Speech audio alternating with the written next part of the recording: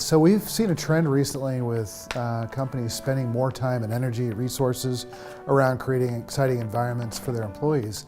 Really the reason we see is the war for talent. We know that the costs of recruiting and turnover are extremely high to a company, so a determining factor for bringing on new talent is the livability, the environment, the workspace that they come to every day. When you're creating a new environment, there's a tremendous amount of things to think about. It can be a very complicated and overwhelming process, but really there's three key things that we see that make maximum impact. Number one, iconic placemaking.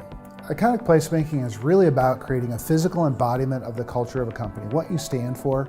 How do you bring that to life in your space? Sometimes it's about change and it's about a new environment. Sometimes it is about the history and heritage of a company. Sometimes that icon that we create can be the first impression of your company. When your visitors walk through the door or a new recruit comes to visit, it's the first thing they see and they understand what your company is all about in one big wow moment. So number two, technology. This has really become an expectation in any corporate experience. Technology can be used in a number of ways, but really I think the key to successful technology deployment is making sure that each activation has purpose. So what are we talking about in terms of technology? It could be as simple as a touchscreen kiosk in a lobby that allows visitors to choose their own adventure, dive deeper into topics they're interested in, or it could be a giant wall mural filled with LED screens that creates artwork on demand. So technology is a really powerful way to be able to tell complicated stories.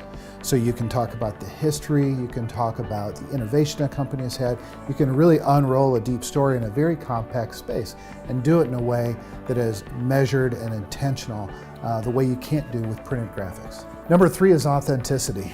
And sometimes this can be the most difficult because the point of authenticity is walking the walk.